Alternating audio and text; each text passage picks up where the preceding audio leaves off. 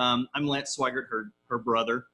So this is a family deal. We started, our father started our auction company in 1989. We've been doing live auctions and online auctions since then. We started online auctions about 2002. And so as we both grew up and progressed, Tami obviously went the nonprofit route. I did some other paths in lives and then came back for college student development and stuff, and then came back to the auctioneer world. And I started getting more into the full-time auctioneering online stuff. And so with that, we wanted to continue to add the nonprofits, especially with Tami's expertise coming in through it and doing the fundraising. So when we decided to rewrite our auction software, we decided to write in the portions we needed to be able to do a fundraising event. And so our software, this S31 goal, is a culmination of all that, a culmination of all of our auction knowledge and all of our nonprofit volunteer management knowledge into the software to create something we think is a little different and works a little different than some of the others. It has a lot of the same aspects, but we'll go into some more of that. And if you ever want to look at it, we'll do a full review with you sometime. But today we kind of just wanted to reach out to our nonprofits that we work with already, some that are already in the area, and like you, that we've worked with in the past, but are looking for other alternatives now, and just kind of getting the word out for what we can provide and what we're seeing, watching. Tami's watching the nonprofit news. I'm watching the auctioneer news. We've got a group that's benefit auction specialists and fundraising event specialists, and so I've been watching the conversations, watching the people that are doing these virtual events and gaining knowledge from them. We've done virtual events. And so what we're seeing, what we're learning from both paths into this. So that's kind of a background on us. And so turn it over to Tami. Okay, so we've already kind of talked a little bit about 2020, but my goodness, what a year it's been, right? We're only in June and we've got 6 more months to go. The future is a little still uncertain. Things are reopening right now, but due to the COVID-19 pandemic this year, we have seen businesses close down. People are now working remotely from home.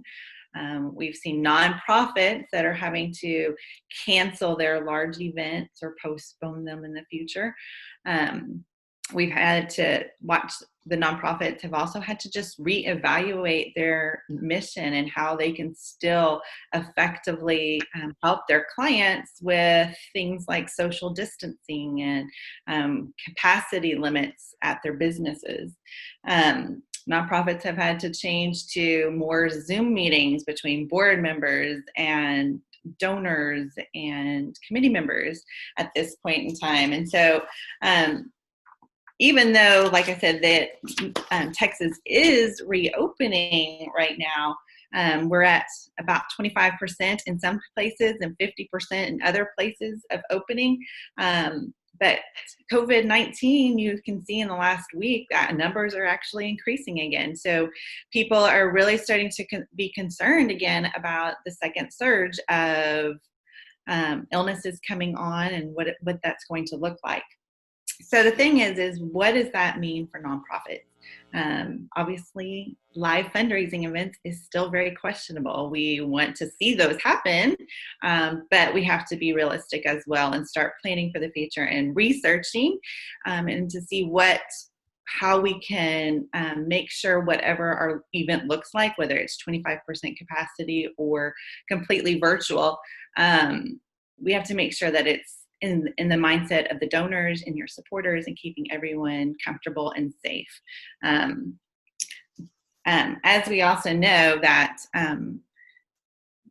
people are still afraid to come out, but they are looking at ways to still be socially engaged with their communities, with the people they support and their friends. So they are still looking for those social outings through Zoom meetings and other types of activities, FaceTime and whatever they can do, sitting outside in their lawn 6 feet away from each other. They're still wanting those social aspects. And so also people still want to give, which is really great. That's something I've been hearing through a lot of other nonprofits, is that people are still wanting to give.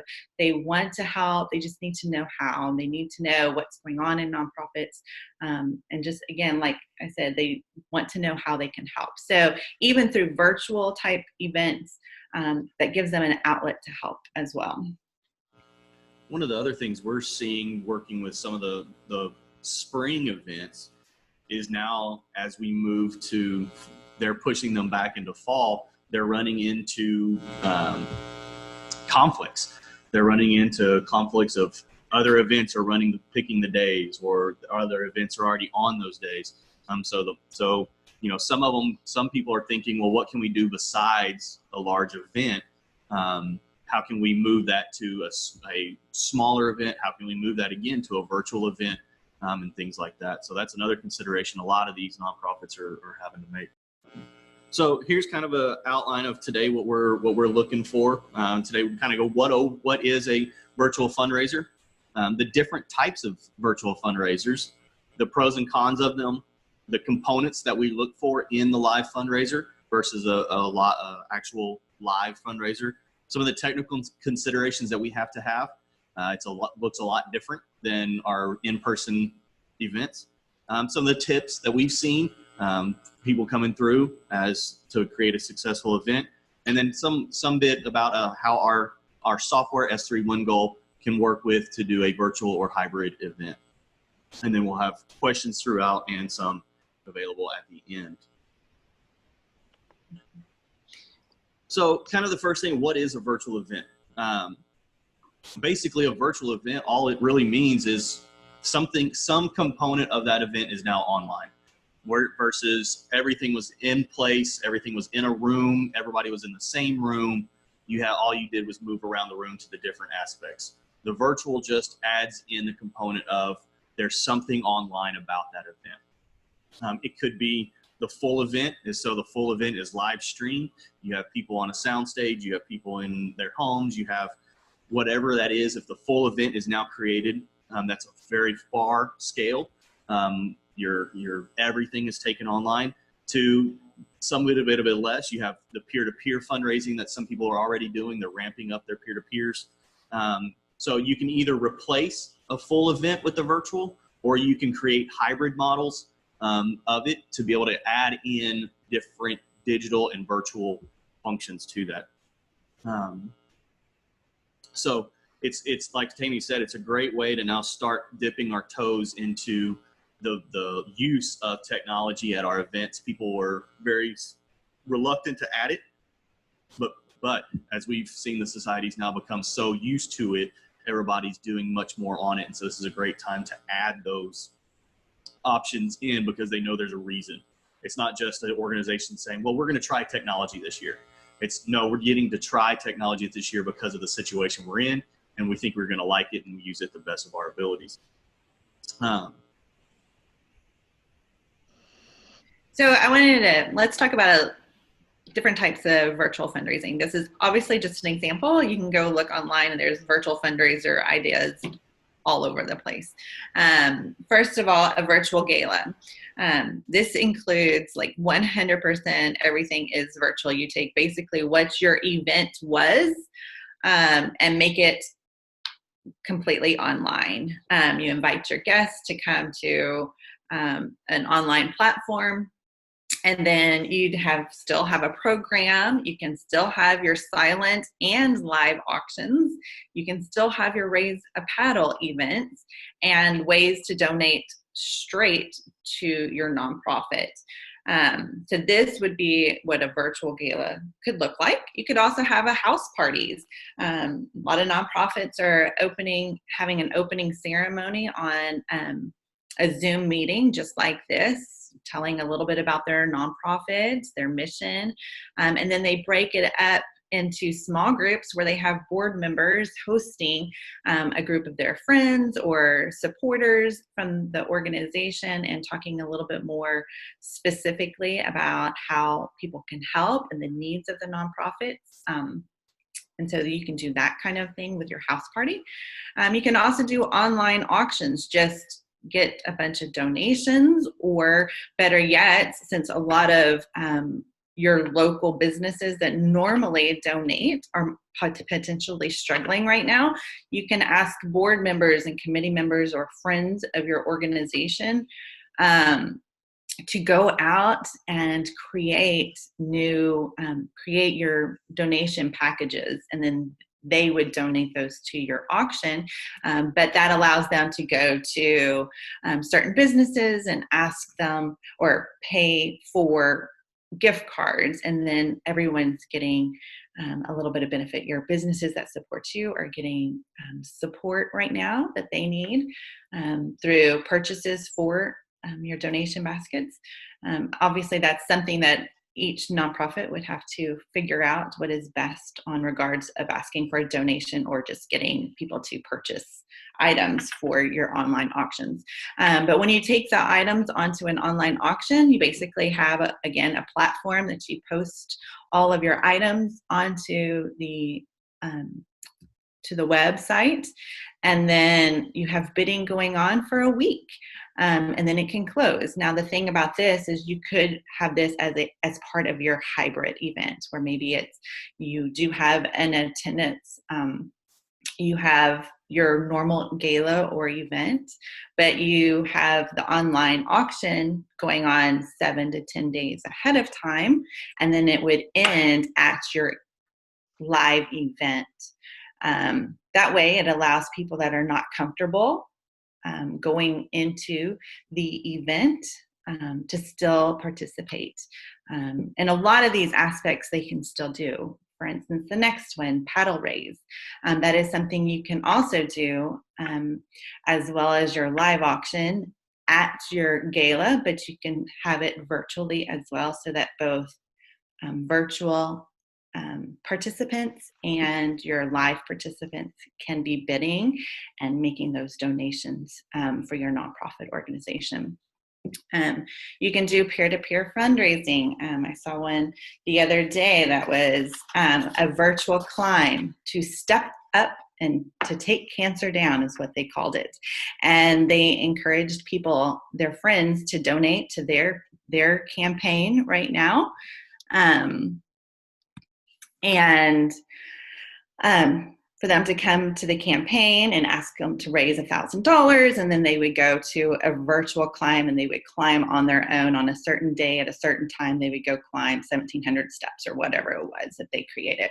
So peer-to-peer fundraising is happening. You can also do an online raffle. For every, $25 you donate, you'll be entered into the raffle drawing on such and such date at such and such time. So you can still do an online raffle instead of doing have everybody take tickets and pass them around and sell them to all of their friends and family and coworkers, those things. We're also seeing happy hours, that they say, grab your favorite drink and get an update from your nonprofit organization, meaning a virtual happy hour. So you would come to a Zoom meeting or something like that, and have a happy hour and just have fun, but yet talk about what's going on at the nonprofits, getting those updates of what's going on, and how people are, or how the organization is doing things differently right now. We can, but also, like on the happy hours, you always want to end it with, or any of these house parties or galas, a call to action. Invite people to support your organization, whether through volunteering, maybe doing some things at home that need to be done for organizations, or obviously donations as well, and how they can do that. Another way to do it is celebrity meet and greets.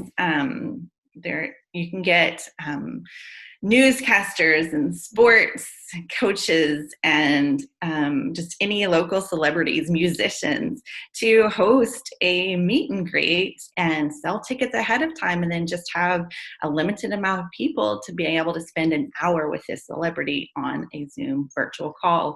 And then they can give updates or a private concert or however you want to do that.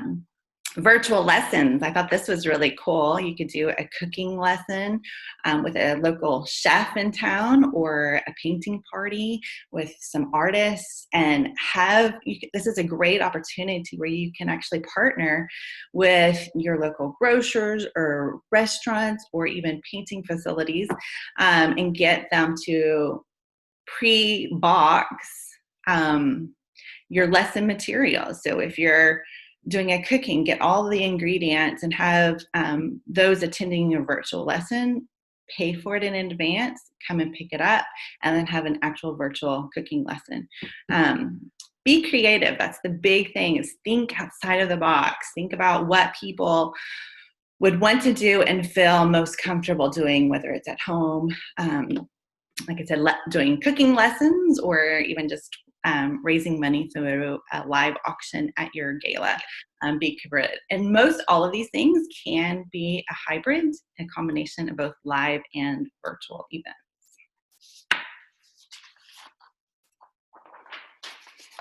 Okay, so let's talk about the pros and cons. So pros, if you think off the top of your head, if an event went 100% over from a gala to now 100% virtual, the event budget will decrease because you obviously do not have food and beverages. You won't have an event venue. You won't have decorations. Or if you normally have live music, you won't have that expense for a live band as well, or DJ. There are obviously decreases in the budget. On the other side of that, there will be some technology expenses, but it should not compare to what you would have been paying for a live event for your other budget portions. The event actually can be seen globally. So you can invite people all over the world to come to their computer and watch what's going on at your event and what your nonprofit is doing. And what's cool about that, especially we'll talk about this with a virtual event, you have to do a lot of marketing, especially with things. What's cool are things like your live auction items and your silent auction items, just letting everybody know what you've got going on. If you have guest speakers to tune in, but those people will share it. Your people online will share it with their friends, and you have the potential for a whole bunch of new donors to learn about your organization, to come to your virtual event, to bid on the items and learn about what's going on in your community with your nonprofit. Usually virtual fundraisers are shorter event time frame, typically 1 to 2 hours. And you have to remember with that, they're sitting at home with their virtual fundraiser, and they can easily walk away from their computers for a minute or two, or come in late or leave early. So you have to keep it at that shorter time distance, because people may not be able to stay the whole time for your virtual fundraiser. The good thing is we're hearing from those that and seeing those that have been using virtual fundraising, that they are still matching their goals for the year with their fundraiser. So that is awesome. People are obviously still giving. They still love the organizations they support. They still want to support, so they still turn out and donate through their virtual fundraisers. Some of the cons, obviously, no face-to-face interaction. We have very limited. It's just like right now, you only see a few people on this call. So that's really a big change.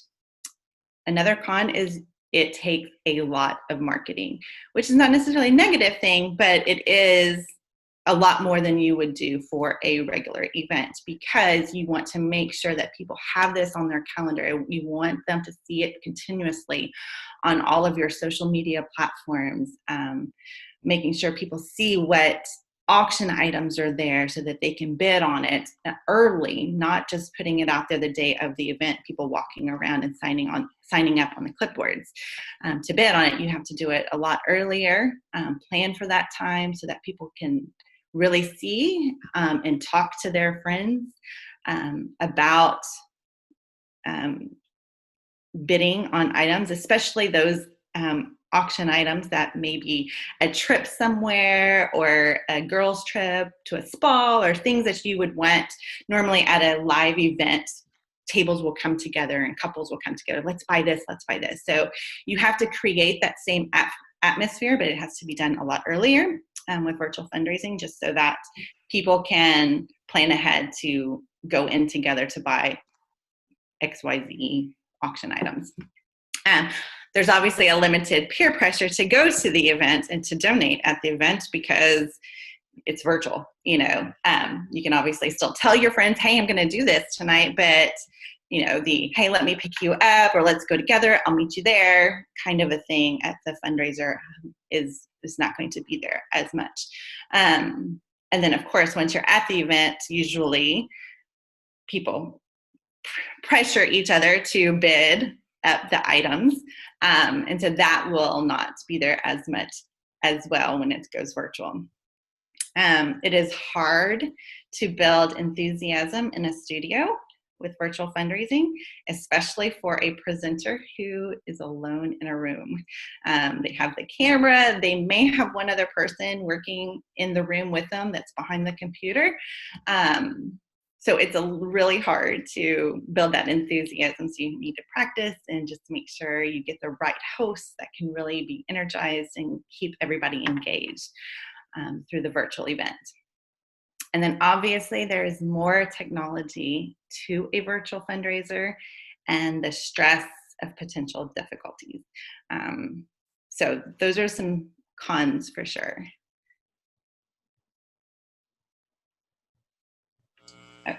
Okay, sorry. Go ahead. Well, with the, we're going to talk about a little bit about the components of a live virtual fundraiser. And when you hear the term virtual fundraiser, if you haven't actually attended one yet, your mind might draw a blank as to how a virtual fundraiser really works. What does it look like? For the most part, this is a new concept, especially with it going to a virtual fundraiser completely, like galas being replaced by the virtual fundraiser. When we first started exploring live fundraisers, virtual fundraisers, my mind immediately went to a well-known fundraiser from my childhood. I'm sure you are familiar with it. I hope, maybe. It was the MDA telethon. And though this was not a virtual fundraiser, it was done at a distance. And they did it for 60 years. It was a 24-hour period every year on Labor Day. People would tune in to see what Jerry Lewis was doing. They would come in, they may watch it the whole time, or they would check in throughout the day to see how much he raised, to watch the guests and the entertainment that he had. But he raised tons of money at a distance. So let me think, if you can, just think back with me when you may have watched this telethon, and let's look at the different pieces of this, because it is very similar to the format you would use for a virtual event. You had a host, Jerry Lewis, right? He did the whole thing for 24 hours. He continued to tell about his support of MDA and encouraged and brought in guests that were celebrities who may have sang a song or tap danced their way through, or they had guests that were part of the MDA family. They had families that have been affected by MDA and their testimonies. That he would invite corporate CEOs to come and give their check presentation live from the stage, or some of them were through videos that they had. We also had video stories about the mission of MDA. You saw videos about research that was being done and how the dollars that you were donating would be helping those in the MDA family. And so you saw that. You saw the impact of kids getting this money as well. Pledges were taken through phone banks, which would be equivalent to pledges taken through a paddle raise or a live auction. So that the donations were obviously coming. He would also have, throughout the year, I know, like, for instance, Dairy Queen, I think, would have collections throughout the year, and then they would present the checks to them. This is how much we raised from all of our guests.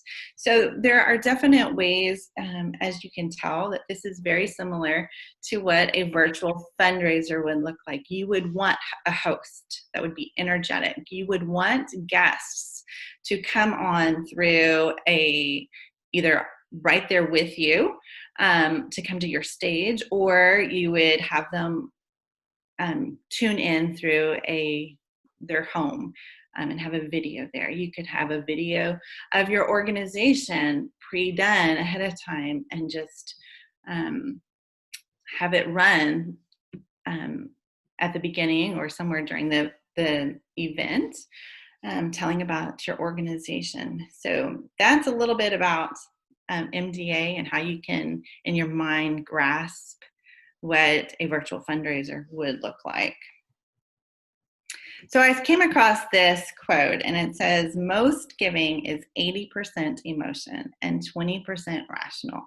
And the best way to get someone's emotions is to tell a story. I don't know who spoke this, but I loved this quote because it's so true. People give based on stories and what they hear and what's going on about their nonprofits and how they're helping. And that's the same thing with a virtual fundraiser. You need to just continue throughout your virtual event telling the story, whether it's through a board member or a client or a video about your organization. Keep the mission going throughout the event, so that people know and remember. People may come in at different times throughout the meeting, so you have to continuously talk about what your purpose is that night and how people can help. So here is an example of a program for a virtual live event. You would have a welcome by a host. Again, an energetic host, especially if you're online. Introduce the organization and its mission. Have the storytelling. Number one, you want to include the organization video that really grasps the concept and the mission of the organization. People can't come and see your nonprofit organization and see them in action, but they can watch a video that shows it. Introduce ways to support the organization. You can do it through direct donation. You can raise the paddle. Talk about that. We'll have a raise the paddle later on. You can obviously talk about the fact that an online auction is going on right now. Please visit this website and put your bids in. Register right now. Same thing with a live auction. Make sure you register now for your live auction so that we can, so that you can bid a little later in the evening. Talk about how they register, because remember, they're not there. They don't go to a booth at the event to get a bid number or to register to bid. They have to go online to do the bidding and to register for a number to bid. And so you'll want to make sure throughout the evening to remind people, go to this website and get your bid number so that you can participate. Because a lot of times these events, you're not only doing them through your bidding platform, but they're being broadcast either out to YouTube, or you're doing some kind of live stream to Facebook or some other platform on your website, or things like that. And so you constantly need to be reminding these people, go to this website, get on this, join us in our auction platform so that you can give, so that you can bid on the items and things like that. Yes, great thought. Then you'll want to go to a storytelling number 2. Get a client testimony, whether again it's through video or through a live interview. Have a client testimony there. highlight the silent auctions throughout the night being bid on. Talk about your different auction items that are up for bidding. You may not have time to do all 100 of them, obviously, but definitely ones that you want to get get noticed and recognized, and make sure that those are being talked about. You will also want to interview with a supporter, maybe get a well-known supporter, one of your donors or your corporate sponsors, and talk with them ahead of time or again there at that night on why it's important that they give to the organization. And it may be that they have several employees utilizing that organization, and they see the impact it's making on theirs, and that's why they want to support it. Those are great things for people that are watching the live event or the virtual event to learn about. Also, again, have the host to introduce the live auction. And when you do the live auction, you can have the auctioneer there to obviously do the auction. And with platforms, you can actually have virtual bidding going on at the same time, especially if you have a live event as well going on, that you can do both things. And I think Lance is going to kind of talk about those technical things and the staffing in a little bit on who you really need there to help make these events happen. Have a staff member or a board member introduce the Raise the Paddle cause. Talk about what you're raising. Is it a camp you're raising money for? Is it a scholarship you're raising money for? Maybe even have a video on that as well. And then you can do the Raise the Paddle. Y'all, Raise the Paddle is a huge money raiser, and it can be done virtually as well as live. Don't think that that's something that could not be done, because it can, and we've seen it done and done successfully. Have the host wrap up the event after everything's been done and give an additional call to action. You always want to end your live events with call to action, whether it's, hey, make sure if you are wanting to donate, we still have a donate page on our website. You can donate there if you want to support our cause.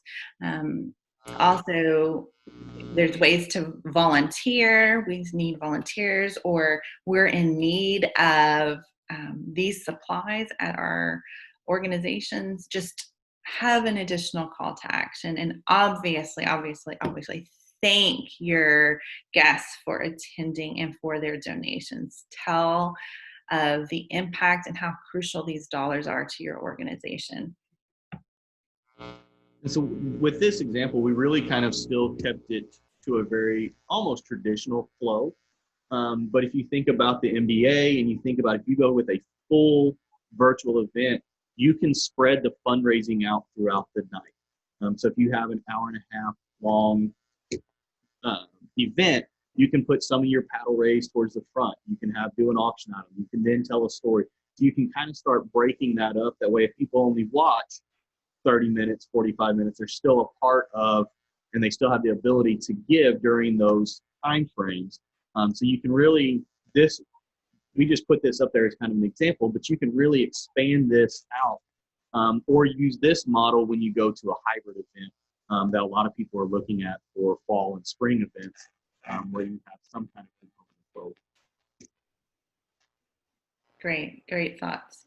So a lot of this, and this is some of that technical, I've got audio equipment here, I've got video equipment. We kind of have an actual sound stage, video stage set up for our company where we've done these events from. And so that's just some of the technical things you have to be able to learn and have involved. So a video company, a lot of times we had photographers come to photograph ours, but now we got to have a video company come in. We've got to have somebody that can run a live event.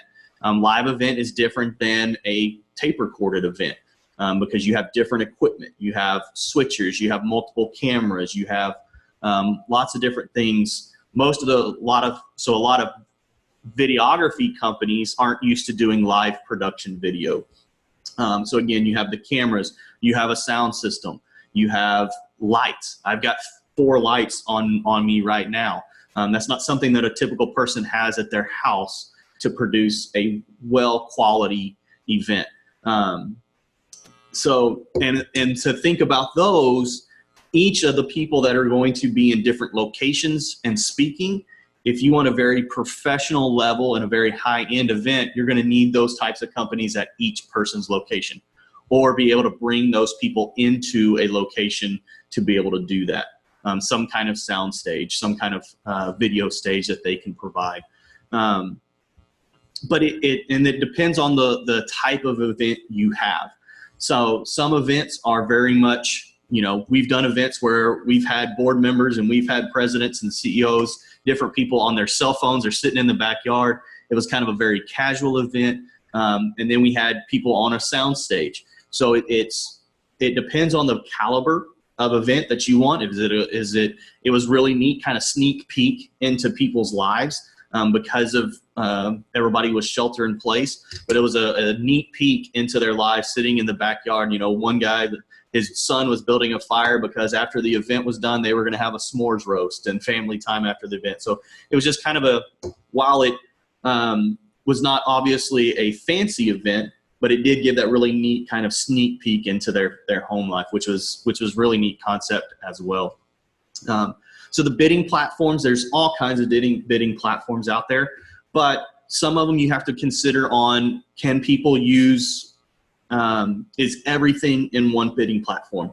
Or a lot of times they're having to use a Zoom meeting on one page and they're having to have a second page open to follow along in the bidding platform. Or can it all be in one incorporated? What is the abilities of that bidding platform? Can they do my live auction? Can they do my silent auction? Can they do an extended auction that lasts before or after my event?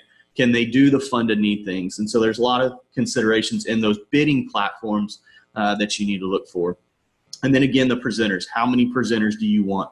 How are we going to get them online? Do they have stable internet if they're in different places? You know, all that's a consideration because, again, like Tami said, you're adding each location you add, you're adding a level of difficulty to that because they've got to have the technical aspects of it.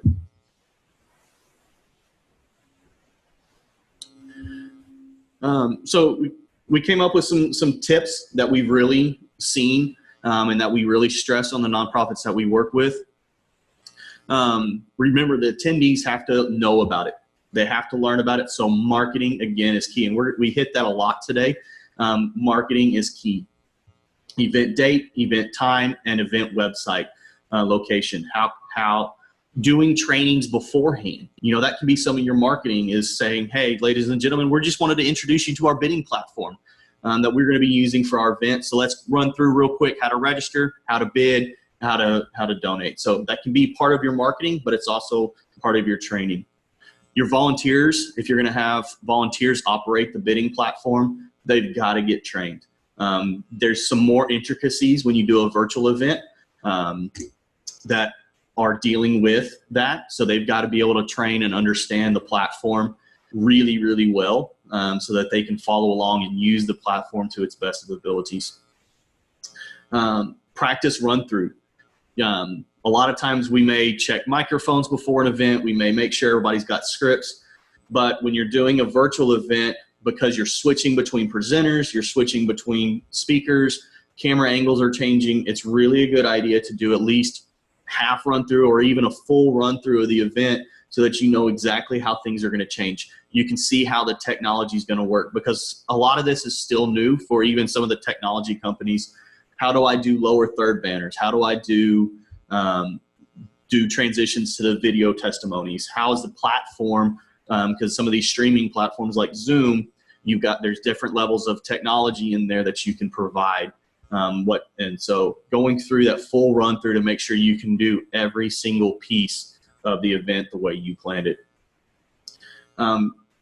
Again, as much as you can, talk about your mission. Talk about the organization because you do have people that are scattered, that may not be even a knowledge the barrier to entry is much lower on a virtual event because they're not having to purchase a ticket price. So people can kind of join in, see what the organization is like. So they may only be in every 10, 15, 20 for 20 minutes, but you want to be able to share that organization. Call to actions all the time. Again, as you're sharing the mission, give them a call to action, give them updates on your organization, and thank your attendees. A lot of, most platforms will show you who is doing the bidding. And so you can thank them. You can either say, hey, thank you, bidder number 12, or if you know it's one of your major donors, thank you, Mr. Smith. We appreciate everything you do for us, and things like that. And so those are just some of the tips that we've seen and we recognize that a lot of people are using. And also with that, on the thank you, just make sure that you thank them even the next week. Send out an email with event registration. You can easily collect their email and just, again, thank them through an email that we appreciate. You can talk about how much money you were able to raise from the night, and then things like, how do you pick up your auction items that have been won, but just continually thank them as well after the event for participating and for attending. So our one goal, S3 One Goal, is our platform, and how have we managed virtual fundraising? Virtual fundraising was really something we had on our plate and our drawing board for quite a while. With the COVID-19, it really spurred us into getting it done. And so we've made the platform, and we've talked with auctioneers, we've talked with nonprofits, and obviously we have our knowledge of the two industries to come up with this platform. So we have easy event registration. When you log in, and organizations can kind of customize their event registration. We try to recognize that most people are going to know about our organization, and we're going to know most people, so we don't need a ton of information. So we have name, phone number, email address, and then the credit card. You can require the credit card. You don't have to. It's a good idea to make sure people put credit cards on file because, again, you're not seeing them in person. You want to be able to collect that money from them. We've built in to our platform, our live streaming for the video is through our Zoom. And so most people are using Zoom meetings about now. So everybody kind of understands how a Zoom meeting and Zoom operations work. And so that's why we just kind of pasted in a Zoom meeting into our bidding platform page. And so it's a technology that you're already kind of somewhat comfortable with and know. And then it's easy for people to log into when they open up the bidding platform. We do have the online auctions. We have that where you can set it for a certain number of days. So if you want to continue to do your silent auctions, that's just fine. We can do that for, set them up for a week before. Even you can either close them the night of, or you can close them the next day and be able to talk about those items during the event. We also have the live auction portion, and we can, with that, because we're using a Zoom meeting, it's near real time. And so you can either have it MDA telethon, Jerry Lewis style, where they're saying, ladies and gentlemen, we're bidding on lot number 12, and then be able to watch the bids come in, or you can actually have the auctioneer doing his 10. Now 100, now 2. What do you bid at 200, now 200, now 3, now 300, now 4? What do you bid at 400 for this great item? It's only $400. And the auctioneer will be able to see as the bids come in and be able to recognize those and increment his way through. He also will typically have a person watching the platform and being able to then turn those bids into him if he's focusing on the camera. That way he's looking at the audience. And again, when that starts to move to a hybrid event, we can still do that. Okay, raise the paddle, fund needs. You kind of switch the system over, and then now the bidding buttons become a donate button. And so people can turn in their donations right through the platform. They're still watching the same Zoom meeting. And so they're just able to click on that donate now button for the pledges. We can do what we call straight sale items, anything with any kind of fixed price. So if it's a fixed donation for a portion of your organization or something that you would typically sell around the room, we can provide the ability to sell that, which includes our raffle tickets. And then we export a spreadsheet, pick a random number, and that's the random person that gets the raffle. We do, and so that's the straight donations. And we do have an actual donate now button that's live throughout the whole event website. At any point in time, if beforehand, after, however long that website is up, there is a donate now button that people can go in, enter any value they want. It's not tied to a specific give or anything. They can enter any value and be able to donate to the cause at that time. And we have our event dashboard, which is great, especially for the people that are managing the event coordinators and things like that, because you get a quick glimpse of how's my live auction doing? How's my silent auction doing? How many receipts are coming in? How many people are in it, have registered, and things like that. The checkout process is real easy through our One Goal. It's typically a two-step process. At the end of the night, you generate all the invoices, and then once they're generated, you auto-process the ones that have on credit cards on file, sends out the emails, sends out text messages saying you've got an invoice. They can log in, but if it's through the online portal, they log in, they can print their invoices, they can email you. However, you can put instructions on how to pick those items up, who they need to call, where they need to go to get those items and picked up. And then all of our reports and all the data that comes into the software is able to be exported into an Excel spreadsheet or a CSV file, so that you can put it in your donor management software. You can use it in your mailing program. You can use and do whatever the reports that you want to do, because everything can be exported as an Excel or CSV file. Tami, do you have anything else that you would like to cover? No, not that I can think of at the moment. I mean, really and truly, we gave a glimpse of the S3 goal. We have the ability to encourage you to sign up and schedule for a private demo of our software, so that we can really get into every aspect of it. We do a lot of things to help you get set up through it, so that it does make your transition to our software easy. We also, so yeah, just make sure you schedule. I don't know, we have a Facebook page as well, that you want to follow us, because Lance does a great job every single week doing a Wednesday weekly walkthrough, and he shows you how to utilize different aspects of our software. And so you can see how to upload items for your silent auction, or how to register and things like that. So it does make it a lot easier. And so here's all of our contact information. If you want to take that down, you can look at it. So we do have our YouTube channel again, which is where all of our videos live. We have our Facebook page. You can check all that out through the One Goal website.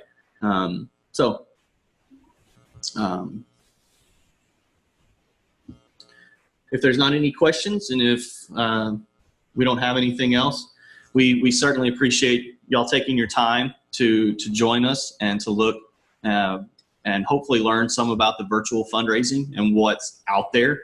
We enjoy getting to share our knowledge that we're learning and gleaning from doing them, and from being able to present to them, and so that we can, and as we learn from our national cohorts, to be able to go. So hopefully y'all have a great day, and if you have any questions, let us know. Thank you for joining us today.